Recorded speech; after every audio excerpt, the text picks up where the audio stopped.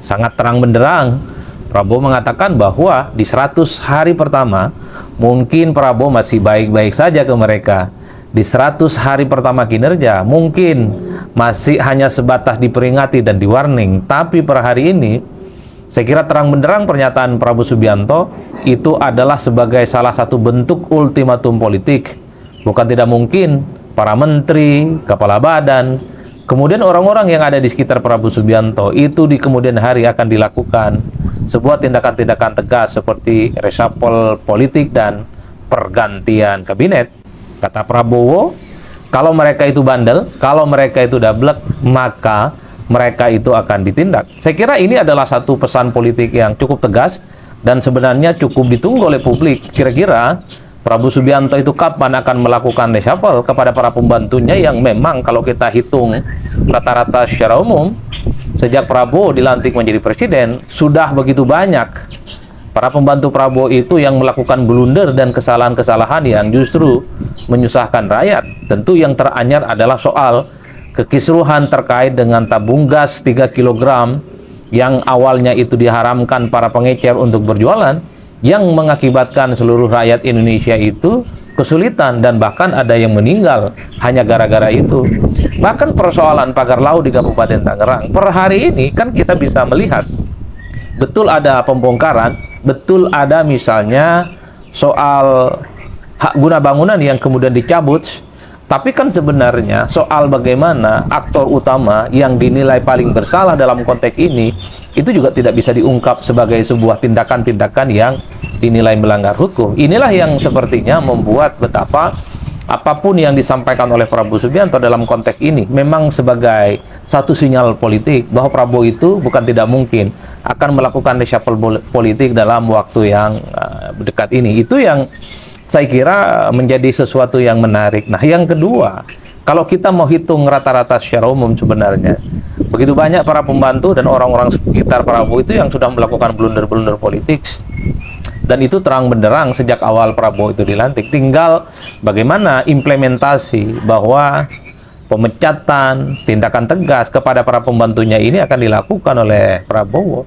Itulah yang saya kira ini sudah cukup bagi rakyat melihat bagaimana bulan madu politik antara Prabowo dengan para pendukungnya, antara Prabowo dengan partai-partai pengusungnya. Jadi ketika ada tindakan-tindakan yang merugikan bangsa dan negara, ketika ada kebijakan-kebijakan yang tidak berpihak kepada rakyat, maka Prabowo Subianto akan didukung secara total oleh seluruh rakyat Indonesia untuk melakukan reshuffle dan pergantian, dan termasuk bahwa menindak tegas mereka-mereka yang kemudian jelas-jelas tidak pernah bekerja untuk bangsa dan negara. Yang menjadi tantangan dalam sebuah reshuffle kabinet itu kan sebenarnya menyangkut beberapa hal. Pertama adalah soal balas jasa politik. Karena kita tahu bahwa menteri-menteri, kemudian kepala badan, ataupun misalnya wakil menteri yang kita lihat per hari ini adalah sosok-sosok yang dinilai punya kontribusi terkait dengan kemenangan Prabowo Subianto ketika maju Pilpres 2024 yang lalu. Jadi tentu sangat menjadi polemik dan dikhawatirkan bahwa pernyataan Prabowo Subianto ini akan menjadi sesuatu yang agak sedikit problematis karena orang-orang yang saat ini menjadi pembantu Prabowo adalah mereka yang punya kontribusi terkait dengan bagaimana Prabowo Subianto memenangkan Pilpres beberapa waktu yang lalu. Nah, yang kedua, kita tahu juga bahwa kemenangan Prabowo adalah sebagai bentuk kerjasama politik dari berbagai pihak, dari berbagai kelompok, dari berbagai partai, dari berbagai kalangan-kalangan politik seperti para relawan. Nah, ini yang hal-hal yang seringkali menjadi penghambat bahwa persoalan jasa politik itu dikhawatirkan akan menjadi ganjalan bagi Prabowo untuk menindak tegas pada mereka yang sebenarnya jelas-jelas sudah terbukti melakukan tindakan-tindakan yang tidak pro dengan rakyat, telah menimbulkan keributan, sudah menimbulkan kekisruhan dan membuat rakyat itu semakin sengsara. Tapi ala kulli hal, saat ini mestinya bulan madu politik antara Prabowo Subianto dengan para pendukungnya, bulan madu politik antara Prabowo Subianto dengan partai-partai pengusungnya, bulan madu politik Prabowo Subianto dengan orang per orang, pihak-pihak tertentu yang berkontribusi memenangkan Prabowo jadi presiden, mestinya harus diselesaikan. Karena bagi Prabowo, saya kira tak punya beban masa lalu. Prabowo sudah tidak punya hutang budi apapun kepada siapapun yang saat ini menjadi bagian dari pemerintahan Prabowo. Yang menjadi hutang bagi Prabowo adalah hutang masa depan. Bagaimana mensejahterakan rakyat, kemiskinan bisa dihilangkan, keterbelakangan kemudian bisa diatasi, kemajuan bangsa dan negara menjadi sesuatu yang semakin realistis. Oleh karena itu, mestinya setelah pernyataannya yang menurut saya terang benderang dalam hari ulang tahun NU yang ke-102, di mana Prabowo akan menindak tegas para pembantunya, orang-orang di sekitarnya kalau masih bandel dan dablek, ya harus diganti. Oke, halo teman-teman, kembali lagi bersama saya di channel ini. Salam NKRI harga mati. Teman-teman, dalam video ini kita telah mendengarkan sebuah cuplikan video yang begitu luar biasa ya, yang disampaikan oleh Adi Prayitno. Prabowo akan reshuffle menteri-menteri yang tak dapat bekerja. Tentunya Prabowo sudah mengevaluasi selama 100 hari kinerja dari Kabinet Merah Putih, apakah berjalan dengan baik ataupun tidak.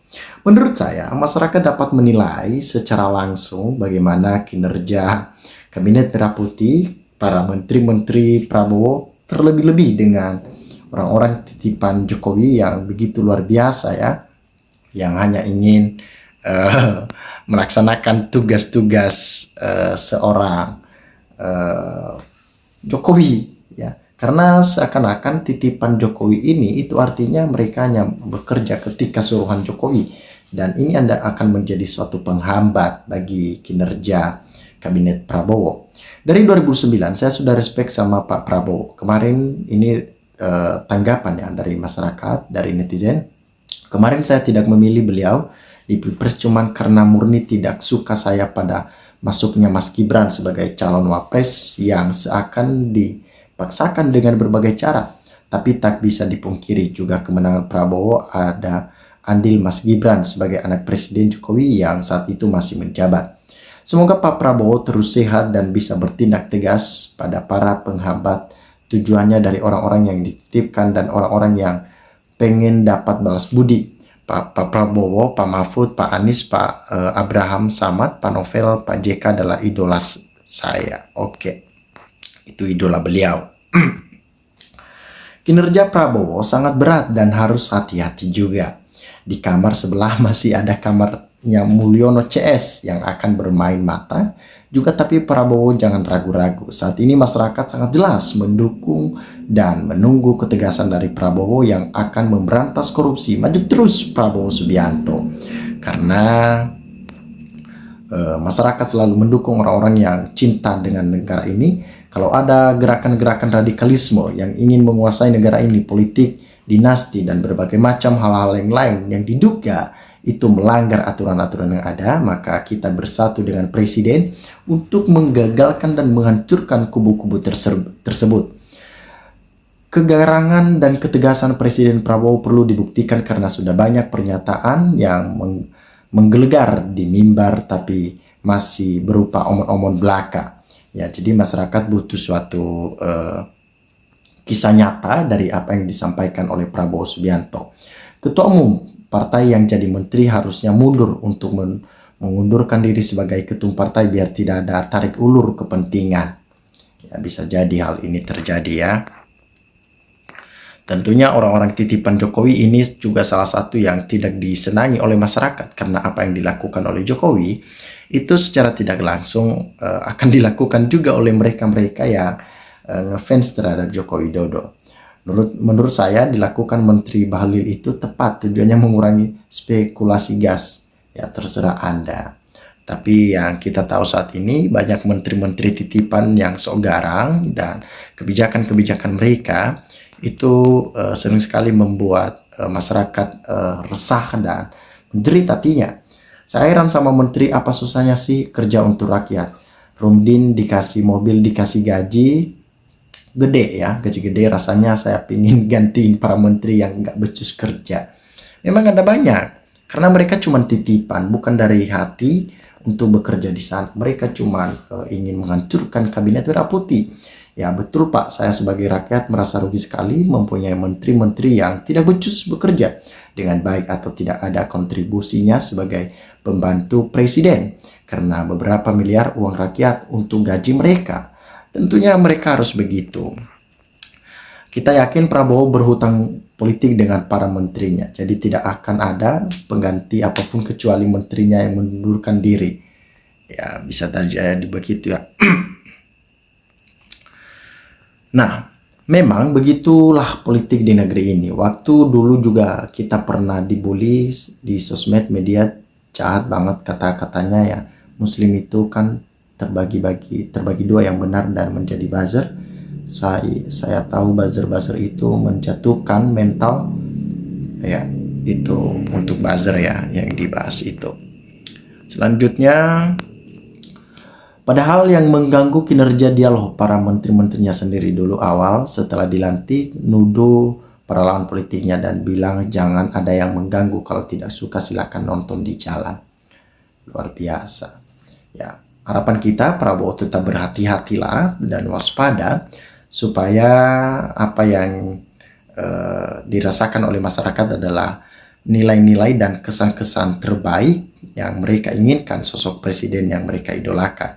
Harapan besar mereka terhadap Prabowo, negara ini dapat diubahkan dan makin level up supaya tidak ada lagi angka kemiskinan. Ya, itu yang kita inginkan. Kalau ditanya menteri untuk siapa bekerja, pasti jawaban semua menteri bekerja untuk rakyat. Keberpihakan kepada rakyat itu harus dinilai dari kebijakan apa pro rakyat atau tidak, bukan pada kata-katanya. Di titik inilah satu kebijakan bisa dimaknai pro rakyat oleh satu pihak dan tidak pro rakyat oleh pihak lain. Sama seperti Omnibus Law. Itu apalagi kalau direspon disikapi pihak-pihak yang membawa kepentingan politik, rame ribut deh. Jadi ini nggak selesai-selesai. Nah, teman-teman, sahabat-sahabat lensa netizen, silakan berikan tanggapan teman-teman di dalam kolom komentar ini sehingga kita dapat bertukar pikiran antar satu dengan yang lain lewat kolom komentar ini. Terima kasih teman-teman, lensa netizen melaporkan.